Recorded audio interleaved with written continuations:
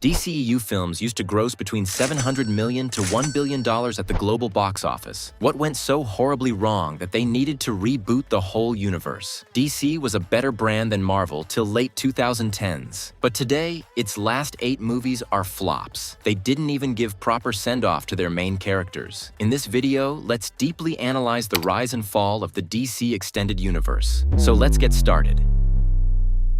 The failure of the DC's universe is a story marked by a mix of ambition, impatience, mismanagement, and conflicting creative visions that ultimately derailed the franchise's potential. Warner Brothers had observed the success of Marvel's cinematic universe, which had slowly and methodically built a connected world, beginning with individual character films that led to the grand team-up in The Avengers in 2012. By that point, Marvel had cultivated a coherent, audience-approved franchise that skillfully balanced individual character development with a larger, interwoven narrative. Warner Brothers, eager to replicate this success, tried to fast-track their own interconnected universe without the same patient groundwork. The first step in this ambitious endeavor was Zack Snyder's Man of Steel, released in 2013. Zack Snyder, known for his distinct visual style characterized by slow motion, intense action sequences, and a darker, more brooding tone. His prior works, like 300 and Watchmen, had established him as a filmmaker with a flair for visually stunning, often serious storytelling. Warner Brothers chose Snyder to helm this new era of DC films, inspired by the critical and financial success of Christopher Nolan's Dark Knight trilogy, which had shown that a darker approach to comic book adaptations could resonate widely. Snyder's vision was to portray a world grappling with the existence of a superhuman, exploring themes of alienation and the burden of power. Henry Cavill was cast as Superman, a decision that brought a fresh, physically imposing presence to the role. However, this Superman was markedly different from previous interpretations. Snyder's Superman was a conflicted, godlike figure, unsure of his place in the world and weighed down by the responsibilities his powers imposed upon him. The film's narrative followed Clark Kent's journey from his humble upbringing in Kansas to his emergence as Earth's protector, culminating in a battle against the last survivors of his home planet. Led by General Zod, despite grossing $670 million worldwide, Man of Steel was polarizing among audiences and critics. Some praised its ambitious scope, epic battles, and the more realistic take on a superpowered being. Others, however, criticized the film for being overly grim, lacking the hopeful, inspiring qualities traditionally associated with Superman. The destructive battle in Metropolis, which resulted in countless civilian casualties, and the climactic moment where Superman kills Zod, ignited debates among fans. This was a Superman at odds with his iconic moral code, and the portrayal felt detached from the character's classic ethos. Personally, I liked the Snyder's take on the Superman. Nonetheless, Warner Brothers saw enough financial promise in the film to press forward with their larger plans for the DCEU. Warner Brothers made a bold decision. Instead of developing individual movies to introduce their heroes as Marvel had done, they would leapfrog directly into building a shared universe. Batman v Superman: Dawn of Justice, released in 2016. This move was intended to fast-track the journey to a Justice League movie, bringing multiple characters into the spotlight and setting the stage for a grander, interconnected universe. Batman v Superman was once again directed by Zack Snyder, and it introduced Ben Affleck as an older, weary Batman who had grown cynical after years of crime fighting in Gotham. The film also marked Gal Gadot's debut as Wonder Woman, and God, it was an iconic entry, followed by probably the best line of the film. She with you? I thought she was with you. However, Batman v Superman was burdened with the enormous task of world-building within a single movie. This led to a convoluted storyline that was criticized for being overstuffed, disjointed, and unfocused. They introduced Wonder Woman, also gave glimpse of Aquaman, Flash, and Cyborg. One of the major points of criticism was the weak justification for the central conflict between Batman and Superman. Affleck's Batman is portrayed as deeply mistrustful of Superman, perceiving him as a potential global threat after witnessing the devastation in Metropolis. However, the film failed to convincingly build the emotional and psychological tension needed for this conflict. Their fight, which was intended to be the movie's climactic showdown, felt unearned and hollow. That infamous Martha scene still cracks me up, where the two heroes cease fighting upon realizing that their mothers share the same name. Save Martha! Why did you say that name? Why did you say that name? It's his mother's name! Okay. What the shit? This became a pop culture punchline and was widely mocked for its contrived resolution. The scene was emblematic of the movie's narrative issues. Moments that were intended to carry weight instead felt forced and underdeveloped. The tone of Batman v Superman was overwhelmingly dark, serious, and boring. Once again, lacking the levity or fun that many audiences expect from superhero films. The movie was also criticized for sidelining Superman, who was relegated to a brooding, passive figure throughout much of the narrative. Despite earning $874 million globally, the film fell short of WB's billion-dollar expectations, particularly for a movie featuring the first on-screen meeting of Batman and Superman, two of the most iconic superheroes in pop culture. The underperformance caused concern among studio executives, who began to question Snyder's direction for the DCEU. Behind the scenes, Warner Brothers executives were growing increasingly uneasy. The initial optimism had given way to a creeping panic as they realized that their fast-tracked approach was not yielding the desired results. Their next major release, Suicide Squad, became a casualty of this uncertainty. Directed by David Ayer, Suicide Squad was meant to capitalize on the burgeoning trend of anti-hero teams and introduce a new set of characters, including Harley Quinn and Deadshot. Ayer's original vision was for a gritty, mature film focusing on the complex dynamics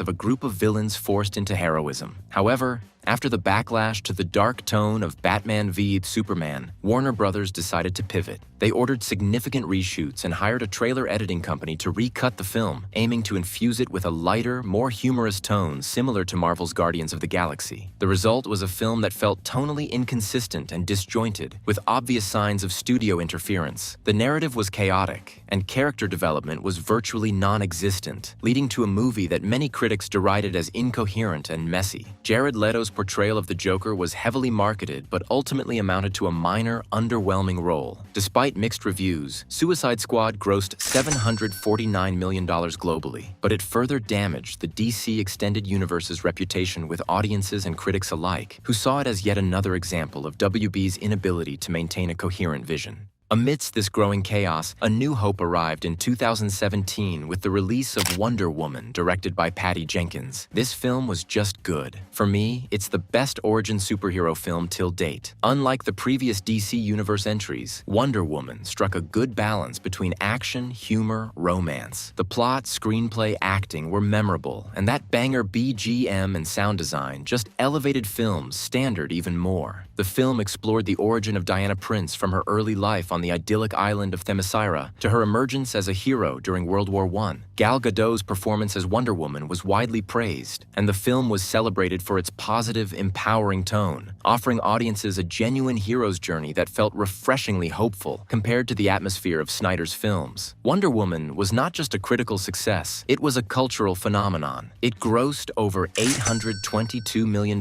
worldwide and became a beacon of what the DC Extended Universe could achieve when allowed to embrace the core of its characters. It drew in about 52% of female audiences, which is definitely not common in superhero genre. However, despite the success of Wonder Woman, the DCEU's troubles were far from over. The next film on the slate, Justice League, was meant to be the culmination of Snyder's vision and the franchise's crowning achievement. But instead, it became the most infamous example of the DCEU's internal dysfunction. Justice League was initially set to be Zack Snyder's magnum opus, bringing together Superman, Batman, Wonder Woman, Aquaman, The Flash, and Cyborg in an epic battle against the intergalactic villain Steppenwolf. After Batman vs Superman failure and Wonder Woman's success, the studio doubted Snyder's vision. Zack wanted to make two Justice League movies, and there were creative differences between the director and Warner Brothers in many aspects. However, tragedy struck during post-production when Snyder's daughter died by suicide. Leading him to step down from the project, or Warner Brothers made him quit, we don't know. To be on safer side, Warner Brothers hired Joss Whedon, who had directed Marvel's first two Avengers, to complete the film. However, Whedon was not merely asked to finish Snyder's work. He was tasked with overhauling the film's tone, injecting humor, and reshaping the narrative to be more audience-friendly. In short, studio wanted Justice League to be like The Avengers. This decision led to extensive reshoots, rewrites, and a hybrid film that bore the scars of two vastly different creative visions. Also, Ray Fisher, who played the part of Cyborg, alleged that director Whedon's treatment towards cast was gross, abusive, unprofessional, and completely unacceptable. Even Even Jason Momoa backed this statement. Later, Gal Gadot said that Whedon threatened to end her career. All these actors were fed up with reshoots, plus toxic environment didn't help any further. The final product was a jarring combination of Snyder's darker, more serious style and Whedon's lighter, quippy approach. Also, Whedon was not given enough time to do the changes suggested by the studio. It was evident from the very first shot of the film. It is because Henry Cavill was contractually obligated to keep the mustache while filming Mission Impossible Fallout. Warner Brothers imposed a strict 2-hour runtime limit. And guess what was the exact runtime? Whedon had to condense Snyder's grand, complex storyline into a streamlined, often nonsensical one-line narrative. That Russian family didn't make any sense. Character arcs like Flash's romantic part and Victor's relation with his father were truncated. Plot points were left unexplored. And the film's villain, Steppenwolf, was widely criticized for being underdeveloped and unmemorable. When Justice League was released in 2017, it was both a critical and financial disappointment, grossing only $661 million worldwide on the massive budget of $300 million. This was a catastrophic outcome for a film that was supposed to be the DC's equivalent of The Avengers. The failure of Justice League marked a turning point for the DCEU. Zack Snyder's vision was effectively abandoned, and WB began to pivot away from the interconnected universe model. The planned sequels and crossovers were shelved, and the studio shifted its focus to standalone films that could succeed independently of the larger extended universe's narrative. Ben Affleck, who had been slated to direct, write, and star in a standalone Batman film, became increasingly disillusioned with the role. Affleck had been met with skepticism from the start, and his portrayal of Batman received mixed reviews. Behind the scenes, Affleck struggled with personal issues, including a public battle with alcoholism. The strain of the inconsistent and fleeting DCEU experience, coupled with the backlash from fans and critics, ultimately led him to step away from the character entirely. With Snyder's interconnected vision crumbling, Warner Brothers began finding success with films that distanced themselves from the established DCEU continuity. James Wan's Aquaman, released in 2018, embraced a vibrant, adventurous tone and largely ignored the darker aesthetics of Snyder's earlier films. The movie was a visual spectacle that leaned into the fantastical elements of the underwater world of Atlantis, and Jason Momoa's charismatic portrayal of the titular hero resonated with audiences. To be honest, for me, it was one-time watchable. I didn't imagine it to gross over $1 billion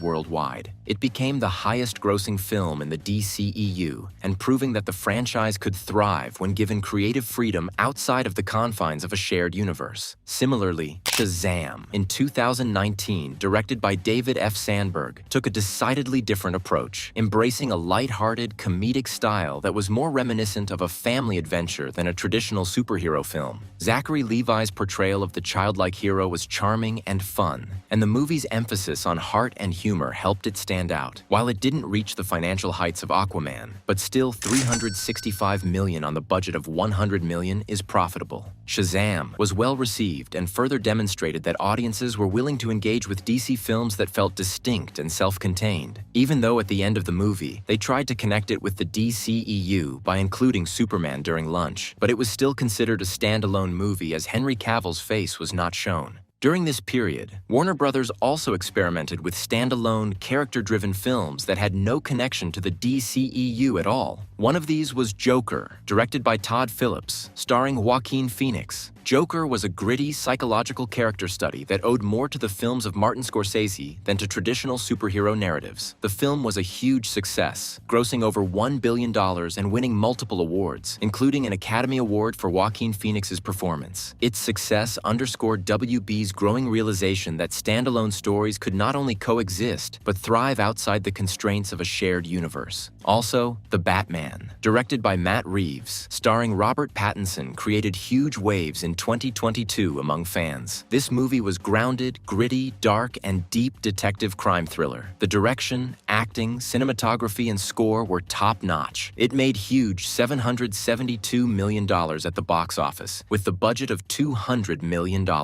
Back to our story. In February 2020, Birds of Prey released starring Margot Robbie. It was meant to showcase Harley Quinn as a breakout star, but it didn't quite hit the mark. Despite Margot Robbie's strong performance, the film struggled with a messy plot and an inconsistent tone. The supporting characters were underdeveloped, and the action felt forgettable. This film was good in bits, but it also contributed in falling reputation of DCEU by just earning $200 million at the global box office, $50 to $100 million below its break-even point. Again, in December 2020, Wonder Woman 1984 got released, directed by the same director, Patty Jenkins. With the first film being loved by the fans and critics alike, Warner Brothers had huge expectations with this one. Trailer was cut great and gave a blockbuster vibe. When audience saw this film, they knew they got catfished by the trailer. The plot was somewhat good, but the tone was all over the place. We had a wish-granting rock, Steve Trevor coming back through some random dude's body, and a villain who wanted more wishes. The stakes felt weirdly low, especially compared to what we were used to in other superhero flicks. Instead of taking Diana to the next level, it just kind of stalled. Action sequences were shit. Climax was simply the worst. Overall, it killed off the legacy what the first film had built. On the budget of $200 million,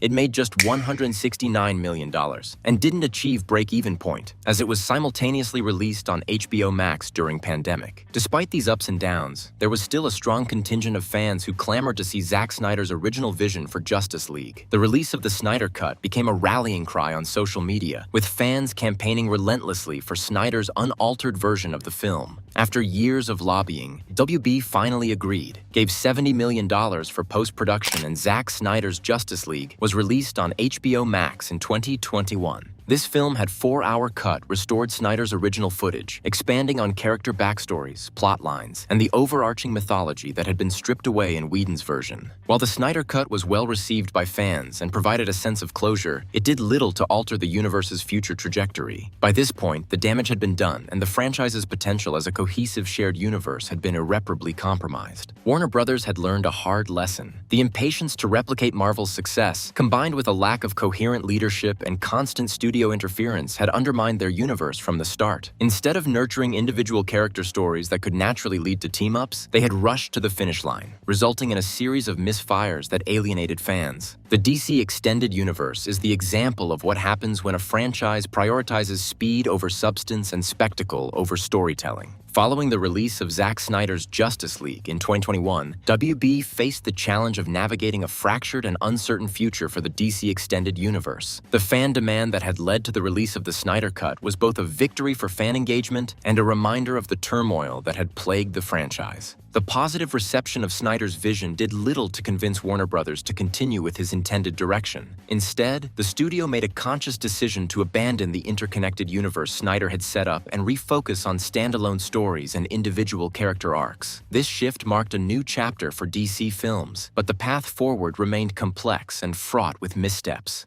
In 2021, James Gunn, known for his work on Marvel's Guardians of the Galaxy, was brought on to direct The Suicide Squad. Gunn's film was essentially a soft reboot of David Ayer's 2016 Suicide Squad, retaining some characters but offering a fresh, irreverent, and violent take on the team of anti-heroes. Gunn's creative freedom allowed him to craft a film that was both critically acclaimed and beloved by fans, successfully blending dark humor, emotional depth, and visceral action. The movie featured standout performances. While it wasn't a box office juggernaut, largely due to its simultaneous release on HBO Max during the pandemic, it was praised for embracing the chaotic spirit of the source material without studio interference. Gunn's success with The Suicide Squad led to the spin-off series Peacemaker starring John Cena, which premiered on HBO Max in early 2022. The series was a critical hit, noted for its sharp writing, unique humor, and exploration of the morally gray titular character. Peacemaker further demonstrated that the future of DC could lie in smaller, character-focused stories that embraced bold, director-driven approaches. During this period in October 2022, Warner Brothers also released Black Adam, starring Dwayne Johnson as the anti-hero from DC Comics. Johnson had long advocated for the character, seeing Black Adam as a potential game-changer for the DCEU.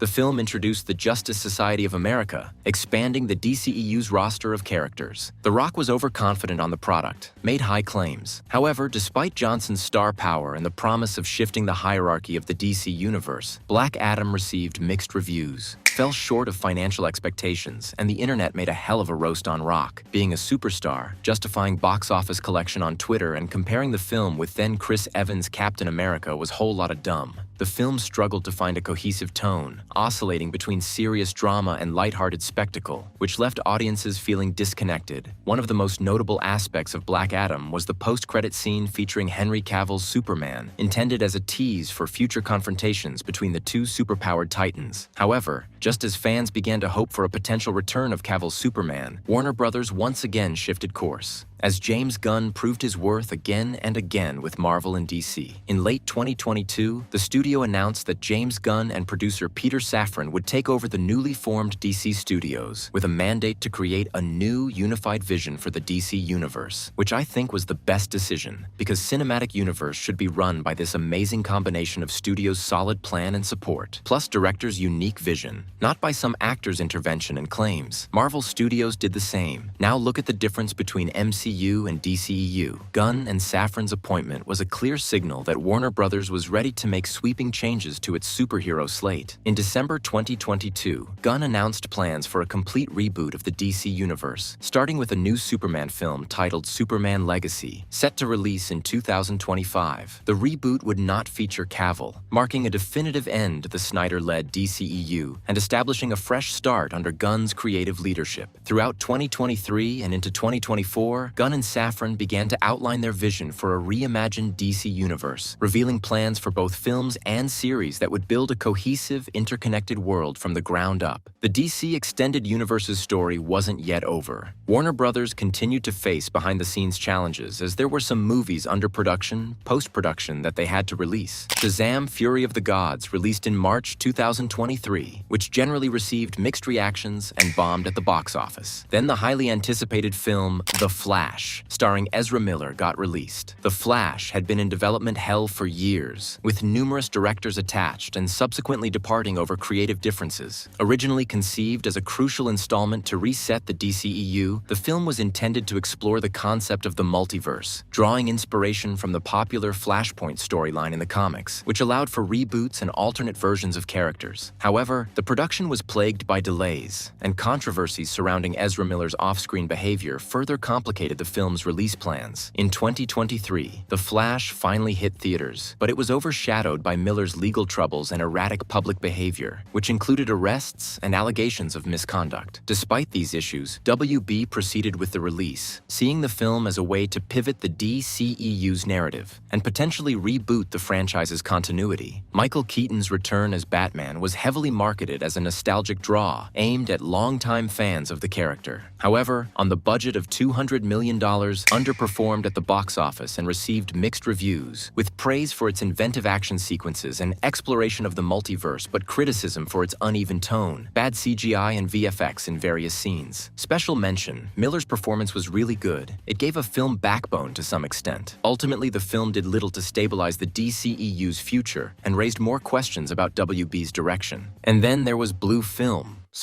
Beetle film, for which nobody gave a shit. The DCEU had no future. The main hero's stories didn't even end properly. Amidst this, people were simply not interested in buying tickets for a film, which didn't have popular character and had no future. Although film received some positive reviews, but people were just really done with this DCEU stuffs. So even this film flopped at the box office, at last. Aquaman and the Lost Kingdom, the sequel to 2018's Aquaman, faced its own set of hurdles. The film, starring Jason Momoa, was originally slated for release in 2022, but was delayed multiple times due to the pandemic, reshoots, and the broader reconfiguration of the DC slate under Gunn and Safran. By the time it approached its 2024 release, it was clear that the movie would be one of the last remnants of the old DCEU. There was a palpable sense that WB was ready to close this chapter and fully embrace the new vision laid out by Gunn and Safran. Even though the first film was loved by the fans and grossed $1 billion